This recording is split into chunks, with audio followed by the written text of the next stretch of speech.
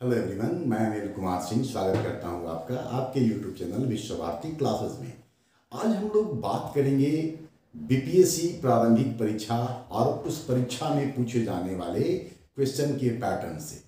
अमूमन जो विद्यार्थी हैं वो 5 ऑप्शन जब से इंट्रोड्यूस हुआ है तब से बहुत ज़्यादा पैनिक होते हैं, बहुत परेशान होते हैं। उनको लगता है कि क्वेश्चन अब कैसे सॉल्व करें।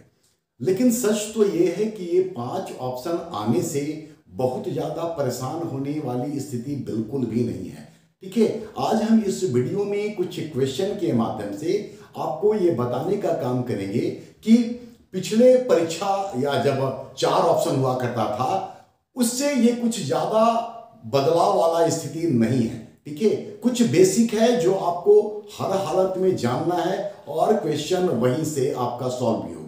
दूसरा बात ये कि जिस तरीके से बीपीएससी में 5 क्वेश्चन आए हैं उसका दूसरा पहलू ये भी है कि यहां पर थोड़ा सा आपको अपने पढ़ाई के स्तर को और डेप्थ में जाना होगा, थोड़ा सा इंटेंस स्टडी करनी होगी, थोड़ी गहनता से आपको विषय को समझना और जानना होगा। साथ ही साथ आपको थोड़ा सा एग्जामिनेशन के दौरान अपने मानसिक स्थिति को थोड़ा शांत रख करके, कूल काम कंपोज जिसको बोलते हैं, वो वाली स्थिति आपको फॉलो करके और तब जाकर के सॉल्व करना है।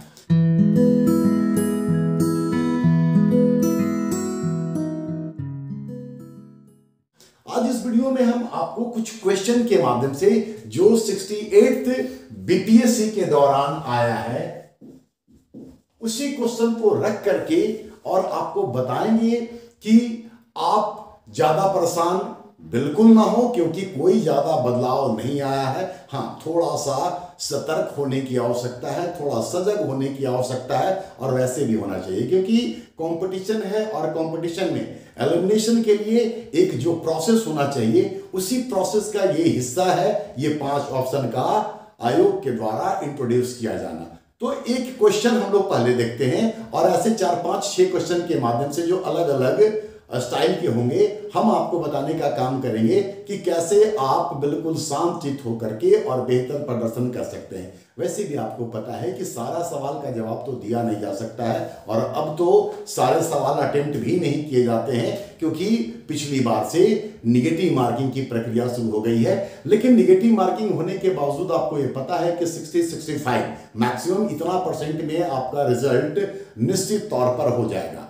ठीक है, तो आपको सारा क्वेश्चन ही करना है, जहां आप कंफर्म हो, आपने अच्छे से पढ़ा है वहां पर अटेम्प्ट कीजिए। और कुछ क्वेश्चन जो पहले सामान्य तौर पर आते थे वैसे ही क्वेश्चन है। एक पहला क्वेश्चन हम लोग देखें और इसके माध्यम से फिर आप समझिए कि क्या बदलाव आया है या फिर नहीं आया है। जैसा कि मैंने बताया कि जो पिछला बीपीएससी का एग्जाम हुआ था 68, उसी का सीरीज ए का कुछ क्वेश्चन है और उसी क्वेश्चन के आधार पर हम आपको ये चीज दिखाने समझाने जा रहे हैं। आप क्वेश्चन को देखिए, यहां पर हम ब्लैंक छोड़े हुए हैं। अब क्वेश्चन देखें, संघर्ष के तरीकों के रूप में स्वदेशी एवं बहिष्कार किसके दौरान अपनाए गए। मतलब कि इसका यह हुआ कि स्वदेशी और बहिष्कार आंदोलन कब इस्तेमाल किया गया था। अब क्वेश्चन में यहां लिखा हुआ है प्रथम बार। अब अगर प्रथम बार लिखा हुआ है तो ये घटना पहली बार वाली ही होनी है। इसका मतलब ये कि यहां देखिए हम पहले हाईलाइट कर रखे हैं ब्लू रंग से कि ये जो ऑप्शन डी है उपयुक्त में से एक से अधिक, more than one of the above, ये नहीं हो सकता। जब पहली बार है तो एक ही घटना कोई हो सकती है। तो पहली बार ये घटना कब घटी, अगर आपने पढ़ा है, ये इतिहास का क्वेश्चन है, अगर आपने पढ़ा है आपको पता है कि ये काम पहली बार 1905 के बंगाल विभाजन के दौर में हुआ था। तो पहला घटना है तो एक से अधिक हो नहीं सकता है। और आपको देखना है कि क्या बंगाल विभाजन ऑप्शन में है, तो ऑप्शन बी में यहां ये आंसर है। तो आपका आंसर सिर्फ यही होगा, बाकी ऑप्शन आपको न पढ़ने की आवश्यकता है और न ही देखने की आवश्यकता है। और डी और ई को लेकर के या जो 5 ऑप्शन को लेकर के स्टूडेंट में डर का एक माहौल है, वो ऐसे सवालों में तो कदापि उत्पन्न नहीं होना चाहिए। तो ये पहला क्वेश्चन, ऐसे क्वेश्चन आपके सामने 150 में 10, 12, 15 तो आएंगे ही आएंगे, जहां एक ही आंसर हो सकता है तो आप उसको आराम से सॉल्व कर सकते हैं। बाकी कोई परेशानी वाली बात ऐसे सवालों में नहीं होगा। ठीक है, अब दूसरा क्वेश्चन हम आपके सामने लाएंगे और फिर हम आपको बताएंगे। अब हम लोग देखते हैं दूसरा क्वेश्चन। दूसरा क्वेश्चन है इंडियन इकोनॉमी से और 68वें बीपीएससी सीरीज ए का क्वेश्चन नंबर 12 है ये, जो इंडियन इकोनॉमी से। इस क्वेश्चन को देखिए, उसके बाद बात करेंगे हम लोग। कृषि विपणन प्रणाली में सुधार के लिए भारत सरकार द्वारा अपनाया गया नीतिगत उपाय क्या है? तो इस क्वेश्चन में सबसे पहले हम लोग को अगर ये पता हो कि कृषि विपणन मतलब एग्रीकल्चरल मार्केटिंग क्या है, तो इस क्वेश्चन को सॉल्व करना थोड़ा और सहज हो जाएगा। तो कृषि विपणन का अर्थ है बिचौलियों का उन्मूलन करना, इसलिए करना ताकि किसानों को उनके उत्पाद का अधिक से अधिक कीमत मिल सके। अगर हम लोग अब ऑप्शन को देखें कि कौन कौन सा उपाय अपनाया गया है नीतिगत तौर पर सरकार के द्वारा। एमएसपी, न्यूनतम समर्थन मूल्य। अब आपको यह पता होना चाहिए कि न्यूनतम समर्थन मूल्य सरकार की कौन सी नीति है। तो ये सरकार की एग्रीकल्चर प्राइस पॉलिसी है, कृषि मूल्य नीति है। अगर कृषि मूल्य नीति ये है तो इसका मतलब कि ये विपणन प्रणाली का हिस्सा नहीं है, तो ये आपका एलिमिनेट हो जाएगा। जैसा कि हम बताया कि कृषि विपणन का उद्देश्य होता है बिचौलियों का उन्मूलन करके किसानों को अधिक से अधिक लाभ दिलाना। तो किसान को लाभ कब मिलेगा? जब अपने उत्पाद को वो उस दौरान बेचेंगे मार्केट में, जब उसका कीमत चढ़ा हुआ होगा। और ऐसा करने के लिए उनको अपने उत्पाद को संभाल करके रखना होगा, स्टॉक करके रखना होगा। तो बफर स्टॉक जो है ये सरकार करने का काम करती है, और इसीलिए गवर्नमेंट ने FCI, food corporation of India limited, इसको 1965 में एस्टैब्लिश किया। और पीडीएस, बफर स्टॉक एफसीआई रखती है, और एफसीआई के माध्यम से ही ये पीडीएस का काम किया जाता है, सार्वजनिक वितरण प्रणाली का काम किया जाता है। तो यहां पर ए एग्रीकल्चर प्राइस पॉलिसी का हिस्सा है, तो ये एलिमिनेट हो गया। ये इसका हिस्सा है, ये इसका हिस्सा है, इसका मतलब कि दो सही हो गया। तो ऑप्शन डी आंसर हो जाएगा, more than one of the above. तो अगर आपको कॉन्सेप्ट पता है, चीज पता है, उसका पूरा कंटेंट पता है, तो आपके सवाल कभी भी गलत नहीं होंगे।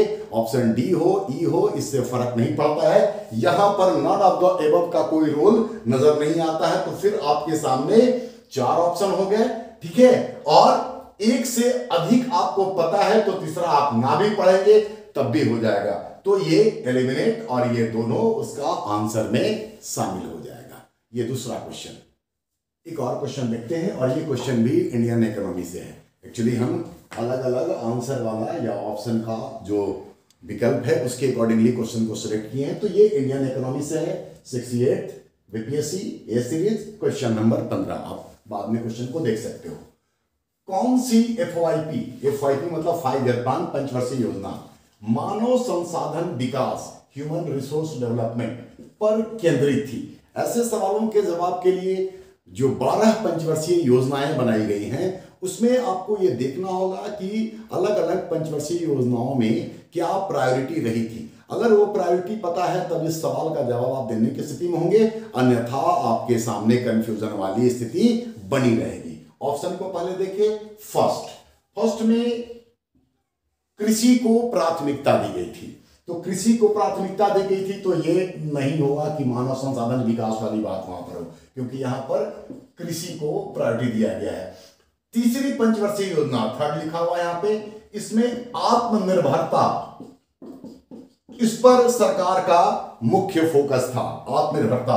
5वीं पंचवर्षीय योजना, इसमें मुख्य फोकस था गरीबी उन्मूलन और प्लस ये आत्मनिर्भरता, ठीक है। इसका मतलब कि 1, 2 और 3 में से कोई सही नहीं हुआ। जब अब तीनों सही नहीं है तो more than one of the above ये हो नहीं सकता है, क्योंकि एक भी सही नहीं है, और जब एक भी सही नहीं है तो इसका आंसर होगा नन ऑफ द अबव, ठीक है। तो इसका वास्तव में आंसर है 8th 5 ईयर प्लान, जो कि आपके इस सवाल के ऑप्शन में शामिल नहीं है। तो जैसा कि मैंने शुरुआत में कहा कि 12 पंचवर्षीय योजना में किस पंचवर्षीय योजना का प्रायोरिटी क्या रहा, किस पंचवर्षीय योजना में क्या कुछ काम किए गए, ये हर एग्जाम का आज भी फेवरेट क्वेश्चन बना हुआ है, तब जबकि पंचवर्षीय योजनाएं या योजना आयोग समाप्त हो चुका है और नीति आयोग काम कर रही है, लेकिन क्वेश्चन आना यहां से बंद नहीं होने जा रहा है। तो नन ऑफ द अबव का भी आपने एक एग्जाम्पल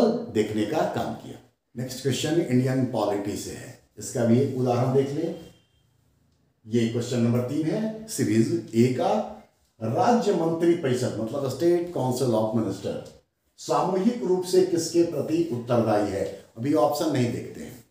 हम लोग को यह पता होना चाहिए इंडियन पॉलिटी में कि मंत्री परिषद ये है क्या। तो मंत्री परिषद को पूरी तरीके से जानिए। चूंकि भारत में संघात्मक शासन व्यवस्था है, तो संघात्मक शासन व्यवस्था में जिस तरह का सरकार केंद्र में होती है, उसी तरह की सरकारें राज्यों में भी होती है। मोटे तौर पर आप सब जानते हैं कि मंत्री परिषद में, यद्यपि अगर स्टेट में भी बाइकैमरल सिस्टम है, द्विसदनीय व्यवस्था है, तो दोनों सदनों से मतलब कि विधानसभा और विधान परिषद दोनों सदनों से मंत्री परिषद में सदस्यों को शामिल किया जा सकता है। ठीक वैसे ही जैसे कि लोकसभा और राज्यसभा दोनों के सदस्य संघीय मंत्री परिषद में शामिल हो सकते हैं। तो भारत में मंत्री परिषद का रोल बहुत बड़ा होता है पार्लियामेंट्री सिस्टम होने के कारण, क्योंकि वास्तविक प्रधान या वास्तविक सत्ता इन्हीं के हाथ में होती है। हम बहुत डिटेल नहीं जा रहे हैं, अगर आपको डिटेल देखना हो तो मंत्री परिषद पर एक वीडियो भी मैंने अपलोड कर रखा है, जिसको देखने के दौरान आप सारी बातों को बेहतर तरीके से समझ सकते हैं।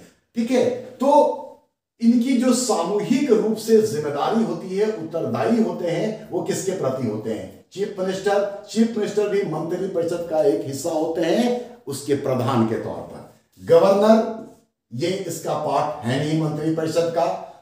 यहां पर आंसर होगा लेजिस्लेटिव असेंबली। जैसा कि मैंने बताया कि मंत्री परिषद में अगर द्विसदनीय व्यवस्था राज्य में है तो दोनों सदन से शामिल हो सकते हैं, और संसदीय शासन व्यवस्था में कार्यपालिका जो होती है वो विधायिका के प्रति उत्तरदायी होती है, और विधायिका हमारा वहां संसद और यहाँ राज्य विधानमंडल है। ठीक है, ऐसी स्थिति में विधायिका के लोअर हाउस मतलब संघ में या केंद्र में लोकसभा के प्रति, और राज्य में विधानसभा के प्रति जो लोअर हाउस है उसके प्रति ही इनकी सामूहिक उत्तरदायित्व होती है। तो ऐसे सवाल 5 ऑप्शन वाला जो कॉलम लेकर के हम लोग चले थे, या जो विद्यार्थी पूछते हैं, कहीं से भी इसका कोई इशू नजर नहीं आता है। आप जिस तरीके से पढ़ते थे वैसे ही पढ़िए, अपने ज्ञान को और बढ़ाइए, थोड़ा डेप्थ लाइए, और 5 ऑप्शन होने के कारण बिल्कुल भी परेशान नहीं होइए। अपने बेसिक पर काम कीजिए, बाकी ऑप्शन जैसे भी है रहने दीजिए उसको। आप आराम से पढ़ें, पूरा ईमानदारी से पढ़ें, और अच्छा क्वेश्चन आपके सामने आएगा और आप सॉल्व कर सकते हैं। कोई इशू बिल्कुल भी मेरे दृष्टिकोण से तो नहीं है। कोई अगर प्रॉब्लम होता है तो आप हमसे क्वेरी कर सकते हैं। ठीक है, इस वीडियो में मेरा जो टेलीग्राम का लिंक है वो भी शेयर होगा, ईमेल जीमेल जो भी है वो भी आपके साथ हम शेयर करेंगे। आप अपनी समस्या को रखिएगा। अगर इस वीडियो को देख करके थोड़ा सा कॉन्फिडेंस आया हो तो निश्चित तौर पे आप कमेंट कीजिए, और आने वाले दिन में हमारी मुलाकात होगी अन्य वीडियो के माध्यम से। धन्यवाद, देखते रहिए।